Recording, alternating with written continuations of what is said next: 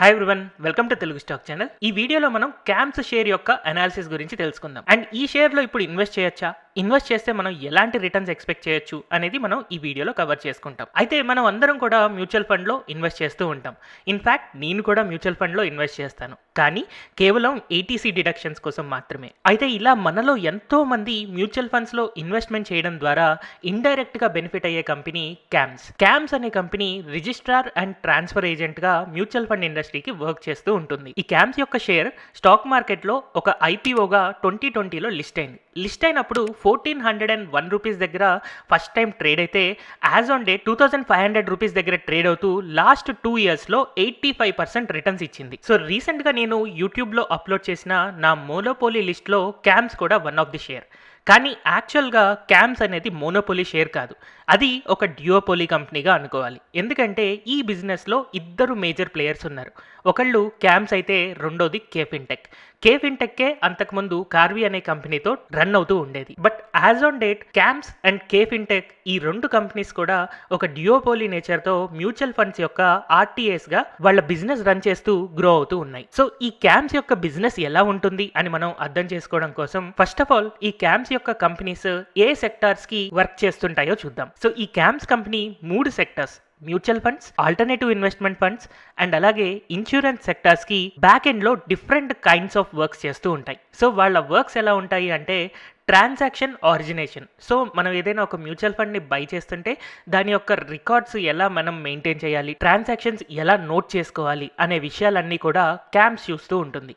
And అలాగే receipt management. So మనం ఒక ఫండ్ బై చేసిన తర్వాత దానికి సంబంధించిన రిసిప్ట్స్ మనకి రెగ్యులర్గా వస్తున్నాయా లేదా అండ్ వాటికి సంబంధించిన డేటాబేస్ని అంతా కలెక్ట్ చేస్తూ ఉంటుంది. అండ్ అలాగే పీరియాడిక్ అలర్ట్స్ అండ్ స్టేట్మెంట్స్ని కూడా ఇస్తూ ఉంటుంది. సో సింపుల్గా మనం అర్థం చేసుకోవాలంటే mutual funds, alternative investment funds and insurance సెక్టార్కి ఒక డేటాబేస్ మేనేజ్మెంట్ లాగా క్యామ్స్ ఈ 3 సెక్టార్స్ యొక్క ట్రాన్సాక్షన్స్ని నోట్ చేసుకుని ఒక డేటాబేస్ని కంప్లీట్గా వాళ్ళ దగ్గర పెట్టుకుంటుంది అని మనం అర్థం చేసుకోవచ్చు. సో ఇలా ఈ కంపెనీ యొక్క బిజినెస్ ఉంటే దీని యొక్క గ్రోత్ ఇన్ టర్మ్స్ ఆఫ్ మనం రెవెన్యూ అబ్జర్వ్ చేస్తే ఎవ్రీ ఇయర్ కంటిన్యూస్గా ఈ కంపెనీ యొక్క రెవెన్యూ పెరుగుతూనే ఉంది. లాస్ట్ 10 ఇయర్స్లో ఏ ఒక్క ఇయర్లో కూడా రెవెన్యూ డిక్లైన్ అనేది లేదు. అండ్ ప్రాఫిట్ కూడా almost all every year increase అవుతూనే ఉంది. కానీ కేవలం 2019లో మాత్రం ఒక చిన్న డిక్రీజ్ని మనం అబ్జర్వ్ చేయొచ్చు. అయితే ఈ కంపెనీకి అసలు రెవెన్యూ ఎలా వస్తుంది అని తెలియడం కోసం మనం రెవెన్యూ జనరేషన్ స్ట్రీమ్స్ చూద్దాం. So majority of the revenue 80% of the revenue క్యామ్స్కి అసెట్ అండర్ మేనేజ్మెంట్ నుంచి ఒక పర్టికులర్ ఫీ లాగా వస్తుందన్నమాట. ఫర్ ఎగ్జాంపుల్ మనం ఒక ఈక్విటీ ఫండ్ని బై చేసాం. 1000 రూపీస్ వర్త్ మనం ఎప్పుడైతే ఈక్విటీ ఫండ్ని బై చేస్తామో అందులో 0.66% అంటే 1000లో 60 పైసలు క్యామ్స్కి వెళ్తాయి అన్నమాట. అంటే ఒక 1 lakh ఇన్వెస్ట్మెంట్లో 60 రూపీస్ క్యామ్స్కి వెళ్తాయి. అలాగే హైబ్రిడ్ ఫండ్స్లో కూడా ఈ కంపెనీకి 0.065% అండ్ డెట్ ఫండ్స్లో 0.011 నుంచి 0.015% వరకు ఈ కంపెనీ ఒక మ్యూచువల్ ఫండ్ యొక్క అసెట్ అండర్ మేనేజ్మెంట్ అంటే రెవెన్యూ మీద ఛార్జ్ చేస్తూ ఉంటుంది. సో అందుకే 80% ఆఫ్ ది రెవెన్యూ అంటే majority of the revenue mutual funds యొక్క అసెట్ అండర్ మేనేజ్మెంట్ లో పర్టికులర్ ఫీ ద్వారా క్యామ్స్ కి రెవెన్యూ జనరేట్ అవుతూ ఉంటుంది. And next major revenue stream వచ్చేసి పేపర్ బేస్డ్ ట్రాన్సాక్షన్స్. సో ఒకవేళ mutual fund, alternative investment fund are insurance సెక్టార్లో ట్రాన్సాక్షన్స్ అనేవి paper based as on date మనం అబ్జర్వ్ చేస్తే మోస్ట్లీ డిజిటల్గానే అవుతూ ఉన్నాయి. అంతకుముందు పేపర్ బేస్డ్ ఎక్కువ అవుతూ ఉండే అనమాట. కానీ ఈ రేషియో అనేది తగ్గుతూ ఉంది కదా, day by day paper usage అనేది తగ్గుతూ ఉంది. సో మరి ఇలా ఈ కంపెనీకి ఏవైనా ప్రాబ్లం ఉంటుందా అని కనుక ఆలోచిస్తే పేపర్ బేస్డ్ ట్రాన్సాక్షన్స్ ద్వారా క్యామ్స్కి చాలా తక్కువ రెవెన్యూ వస్తుంది.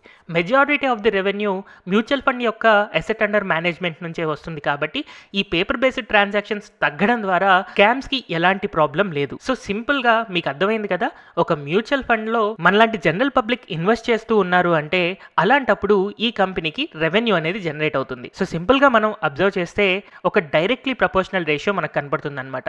Revenue is directly proportional to asset under management of mutual funds. So going ahead mutual fund యొక్క అసెట్ అండర్ మేనేజ్మెంట్ పెరుగుతుందా తగ్గుతుందా మీరేమనుకుంటున్నారు? నా ఉద్దేశం ప్రకారం ఎవ్రీ ఇయర్ మ్యూచువల్ ఫండ్స్ లో ఇన్వెస్ట్ చేసే వాళ్ళు పెరుగుతూ ఉంటారు అండ్ ఆల్రెడీ ఇన్వెస్ట్ చేసే వాళ్ళు ఇంకా ఎక్కువ ఇన్వెస్ట్ చేస్తూ ఉంటారు. కాబట్టి ఖచ్చితంగా మ్యూచువల్ ఫండ్ యొక్క అసెట్ అండర్ మేనేజ్మెంట్స్ పెరుగుతూ ఉంటాయి అండ్ అలాగే దాని ద్వారా క్యామ్స్ యొక్క రెవెన్యూ కూడా పెరుగుతూ ఉంటుంది. సో ఈ కంపెనీ యొక్క గ్రోత్ అనేది మనకి చాలా క్లియర్గా విజిబుల్గా ఉంది. కానీ మరి కాంపిటీటర్స్ ఉన్నారు కదా. సో ఈ కాంపిటీటర్స్ ప్రకారం మార్కెట్ షేర్ని కనుక మనం అబ్జర్వ్ చేస్తే మనకి CAMS, KFintech, Sundaram and Franklin 4 companies ఆర్టీఎస్గా వర్క్ చేస్తూ ఉన్నాయి. అందులో 2015లో కనుక మనం అబ్జర్వ్ చేస్తే 61% మార్కెట్ షేర్ క్యామ్స్ దగ్గర ఉండేది, కేఫిన్టెక్ దగ్గర 31%, సుందరం దగ్గర 2% అండ్ ఫ్రాంక్లిన్ దగ్గర 6% వరకు ఆర్టీఎస్కి సంబంధించిన మార్కెట్ షేర్ ఉండేది.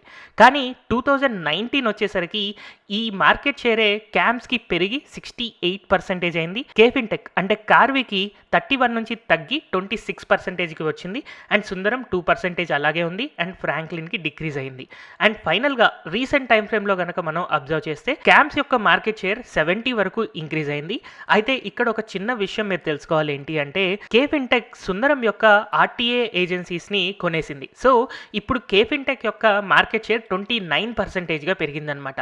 అంటే కేఫిన్టెక్ యొక్క మార్కెట్ షేర్ 2019లో 26% అయితే 2022లో 29%. అండ్ ఫ్రాంక్లిన్ యొక్క మార్కెట్ షేర్ క్లియర్గా పడిపోవడం మనకు కనపడుతూ ఉంది. అయితే క్యామ్స్లో ఇన్వెస్ట్ చేద్దాం అనుకున్న మెజారిటీ పీపుల్కి ఉండే డౌట్ ఏంటి అంటే రేపటి రోజున కేఫిన్టెక్ యొక్క మార్కెట్ షేర్ కనుక పెరిగితే అలాంటప్పుడు క్యామ్స్ సఫర్ అవుతుంది అని చెప్పి అనుకుంటూ ఉంటారు. కానీ హిస్టారికల్గా మనం అబ్జర్వ్ చేస్తే క్యామ్స్ యొక్క గ్రోత్ రేటే చాలా ఎక్కువగా కనపడుతుంది.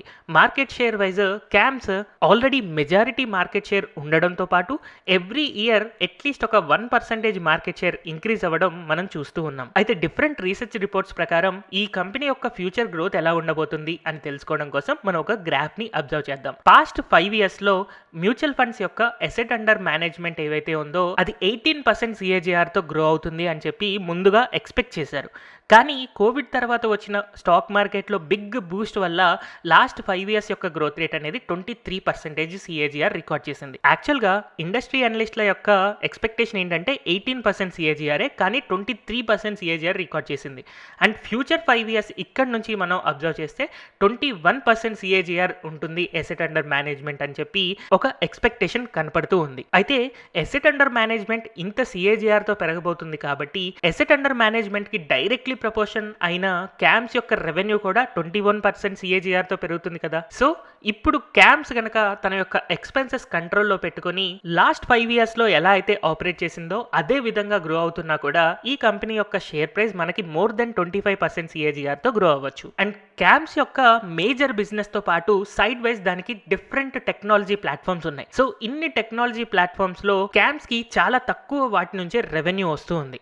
ఒకవేళ ఈ టెక్నాలజీ ప్లాట్ఫామ్స్ కూడా ఒక రెవెన్యూ జనరేషన్ స్ట్రీమ్స్ లాగా క్యామ్స్ మార్చగలిగిన రోజున క్యామ్స్ యొక్క ప్రాఫిటబిలిటీ అనేది హెవీగా ఇంక్రీజ్ అవుతుంది. కానీ ఇన్వెస్టర్స్ ప్రెజెంటేషన్ ప్రకారం ఈ టెక్నాలజీ ప్లాట్ఫామ్స్ ని ఇమ్మీడియట్ గా ఎన్కాష్ చేసుకునే ప్లాన్స్ లో క్యామ్స్ అయితే కనిపించట్లేదు. బట్ స్టిల్ లాస్ట్ 2 ఇయర్స్ లో మనం అబ్జర్వ్ చేస్తే ఎవ్రీ ఇయర్ 40% యావరేజ్ గ్రోత్ మనకు కనపడుతూ ఉంది. అండ్ రీసెంట్ టైం ఫ్రేమ్ లో స్టాక్ ప్రైస్ దాదాపుగా 3000 రూపీస్ నుంచి పడిపోయి 2500 దగ్గర ట్రేడ్ అవుతూ ఉంది. అండ్ ఈ ఫాల్ కి మేజర్ రీజన్ ఏంటి అంటే గ్లోబల్ రెసెషన్ టైం ని దృష్టిలో పెట్టుకొని క్యామ్స్ యొక్క రెవెన్యూలో కొంచెం ప్రెషర్ ఉండొచ్చు అన్న ఎక్స్పెక్టేషన్స్ తో ఇన్వెస్టర్స్ దీన్ని సెల్ చేస్తూ ఉన్నారు. కానీ యాజ్ ఎ డెవలపింగ్ కంట్రీ మన ఈ మ్యూచువల్ ఫండ్ ఇన్ఫ్లోస్ అనేవి ఎప్పుడు కూడా పెరుగుతూనే ఉంటాయి. దానితో పాటు క్యామ్స్ యొక్క రెవెన్యూ కూడా ఇంక్రీజ్ అవుతూనే ఉంటుంది. అండ్ ఆ గ్రోత్ ని కనుక మనం ఫండమెంటల్ గా అబ్జర్వ్ చేస్తే ఈ కంపెనీ యొక్క రెవెన్యూ 2012లో దాదాపుగా 273 crores ఉంటే అక్కడ నుంచి మనకు ఒక కంటిన్యూస్ ఇంక్రీజ్ కనపడుతుంది అని చెప్పాను కదా. సో ఇప్పుడు మనం అబ్జర్వ్ చేస్తే 10 ఇయర్స్లో దాదాపుగా 3.5 times రెవెన్యూ పెరిగింది. అదే టైంలో మనం ప్రాఫిట్ అబ్జర్వ్ చేస్తే 51 crores నుంచి ఇంక్రీజ్ అవుతూ 289 crores దాకా, అంటే 6 times గ్రోత్ కనిపించింది. సో దీన్ని హైలైట్ చేయడానికి రీజన్ ఏంటి అంటే రెవెన్యూ గ్రోత్ 3.5 times ఉంటే ప్రాఫిట్ గ్రోత్ దాదాపుగా 6 times ఉంది. అంటే ఈ కంపెనీ బిజినెస్ లైఫ్ సైకిల్ ప్రకారం ఒక హై గ్రోత్ కంపెనీ అన్నమాట. సో ఇలాంటి హై గ్రోత్ కంపెనీస్ మనం ఎవ్రీ డిప్ లో కూడా యాడ్ చేసుకుంటూ ఉండాలి.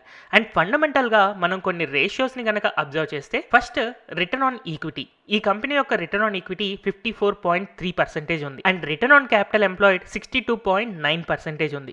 యూజువల్ గా అసెట్ అండర్ మేనేజ్మెంట్ కంపెనీస్ ఏవైతే ఉన్నాయో HDFC AMC కానీ లేదా అలాంటి కంపెనీస్ యొక్క ROE కానీ ROCE కానీ మాక్సిమం 80% వరకు రీచ్ అవుతూ ఉంటుంది. వీళ్ళు ఇంకా మీడియం టర్మ్ అండ్ అలాగే హై గ్రోయింగ్ స్టేజ్లో ఉన్నారు కాబట్టి 54.3 to 62.9 అనేది కూడా చాలా రీజనబుల్గా ఉంది. అండ్ గ్రోయింగ్ స్టేజ్లో ఇలాంటి నెంబర్సే యూజువల్గా కంపెనీస్ రికార్డ్ చేస్తూ ఉంటాయి. అండ్ ఈ కంపెనీ యొక్క రిటర్న్ ఆన్ అసెట్ మనం అబ్జర్వ్ చేస్తే 33.52%. And debt to equity almost negligible అనే మనం చెప్పుకోవాలి, but number wise 0.13. And average operating profit margin every year increase అవుతూ కరెంట్ ఇయర్ లో మనం అబ్జర్వ్ చేస్తే 42% గా రికార్డ్ అయింది. సో ఇలా మనం అబ్జర్వ్ చేస్తే ఈ 5 ఫండమెంటల్ రేషియోస్ కూడా ఎక్సలెంట్ నెంబర్స్ రికార్డ్ చేసాయి. అయితే ఎప్పుడైతే ఇలాగా ఒక కంపెనీ ఫండమెంటల్ గా స్ట్రాంగ్ గా ఉంటుందో ఖచ్చితంగా అది ఓవర్ వాల్యుయేషన్స్ లో ఉంటుంది. So CAMS as on date 2600 rupees దగ్గర ట్రేడ్ అవుతున్నప్పుడు ఒక స్మాల్ క్యాప్ కంపెనీగా 12,700 crores మార్కెట్ క్యాపిటలైజేషన్ తో ట్రేడ్ అవుతుంది కదా. ఈ స్టాక్ యొక్క ప్రైస్ టు ఎర్నింగ్స్ 47.5 కనపడుతుంది మనకి. అండ్ లాస్ట్ 3 years గా మీడియన్ ప్రైస్ టు ఎర్నింగ్స్ వచ్చేసి 46.7 ఉంది. సో యాజ్ ఆన్ డేట్ మనం అబ్జర్వ్ చేసినా కూడా ఈ స్టాక్ ప్రైస్ యొక్క ప్రైస్ టు ఎర్నింగ్స్ అనేది 47.5 ఉంది కాబట్టి కరెంట్ లెవెల్ ఏదైతే ఉందో ఆ లెవెల్లో మనం ఇన్వెస్ట్ చేయొచ్చు. కానీ నా ఎక్స్పెక్టేషన్ ప్రకారం ఫ్యూచర్లో మనకి గ్లోబల్ రెసెషన్ అనే థ్రెట్ ఉంది కాబట్టి మ్యూచువల్ ఫండ్ ఇండస్ట్రీలో అవుట్ ఫ్లోస్ ఎక్కువగా కనిపించవచ్చు. అందుకే ఈ క్యామ్స్ లో ఇన్వెస్ట్ చేయాలి అని అనుకుంటే దాని ప్రైస్ టు ఎర్నింగ్స్ ఎప్పుడైతే మనకి 35 నుంచి 38 మధ్యలో ఉంటుందో అలాంటప్పుడు మనం ఇన్వెస్ట్ చేస్తే మంచిది అని నేను అనుకుంటున్నాను. సో ఇలా పీబైఈ అనాలిసిస్ ప్రకారం మనం వాల్యుయేషన్స్ ఫైండ్ అవుట్ చేస్తే లాస్ట్ 1 year లో వచ్చిన రిపోర్ట్స్ మనం అబ్జర్వ్ చేస్తే మోతిలాల్ ఓస్వాల్ క్యామ్స్ కి 2460 రూపీస్ దగ్గర బై కాల్ ఇచ్చింది. బొనాన్జా కంపెనీ 2328 రూపీస్ దగ్గర, ఐసిఐసిఐ డైరెక్ట్ 2398 దగ్గర, అండ్ అలాగే హెచ్డిఎఫ్సి సెక్యూరిటీస్ 2398 దగ్గర. సో ఇలా మనం అబ్జర్వ్ చేస్తే అన్ని కూడా క్లోజ్ టు 2400 దగ్గర ఒక బై రికమెండేషన్స్ ఇచ్చాయి. అందుకని మనం ఈ షేర్ యాజ్ ఆన్ డేట్ 2600 అంటే జస్ట్ ఒక 8 to 10% మాత్రమే ఎక్కువ కనపడుతుంది. కాబట్టి ఈ లెవెల్స్లో కూడా మనం యాడ్ చేసుకుంటూ ఉండొచ్చు. అండ్ ఒకవేళ ఈ షేర్ ప్రైస్ కనుక బిలో 2300 ఉంది అంటే అలాంటప్పుడు ఇంకొంచెం కాన్ఫిడెంట్గా మనం క్యామ్స్ని యాడ్ చేసుకుంటూ ఉండొచ్చు. అయితే ఇక్కడ మనం అబ్జర్వ్ చేయాల్సిన ఒక మేజర్ పాయింట్ ఏంటి అంటే క్యామ్స్ అండ్ కేఫిన్టెక్ యొక్క మార్కెట్ షేర్. రేపటి రోజున క్యామ్స్ యొక్క మార్కెట్ షేర్ 71-72%గా ఇంక్రీజ్ అవుతుంది అంటే అలాంటప్పుడు మనం ఇంకా కాన్ఫిడెంట్గా క్యామ్స్ని యాడ్ చేసుకోవచ్చు. అదే ఒకవేళ కేఫిన్టెక్ దాని మార్కెట్ షేర్ పెంచుకుంటూ 34-35% కనుక క్రాస్ అవుతుంది అని అంటే అలాంటప్పుడు క్యామ్స్ షేర్ని హోల్డ్ చేసుకోవడం మంచిది కాదు. ఎందుకంటే క్యామ్స్ దాని యొక్క మార్కెట్ షేర్ లూజ్ అవడం అబ్జర్వ్ చేస్తాం కాబట్టి. సో ఇక్కడ కేఫిన్టెక్ అనేది మాత్రమే కేవలం ఒక థ్రెట్గా మనకి క్యామ్స్లో ఇన్వెస్ట్ చేయడానికి కనపడుతూ ఉంది. బట్ ఎనీహౌ ఒక మోనోపోలీ స్టాక్లో మనం ఇన్వెస్ట్ చేసుకోవాలి లేదా డియోపోలీలో మేజర్ మార్కెట్ షేర్ ఉన్న కంపెనీలో ఇన్వెస్ట్ చేసుకోవాలి అని అనుకుంటే క్యామ్స్లో మనం ఇన్వెస్ట్ చేసుకుని అట్లీస్ట్ 25% CAGR కమింగ్ 5 yearsలో మనం ఈ కంపెనీ నుంచి ఎక్స్పెక్ట్ చేసుకోవచ్చు. సో హోప్ఫుల్లీ క్యామ్స్ యొక్క అనాలిసిస్ మీ అందరికీ నచ్చింది అని అనుకుంటున్నాను. సో ఇలాంటి మరిన్ని వీడియోస్ కోసం don't forget to like, share and subscribe to Telugu stock channel. And finally thank you everyone for watching this video.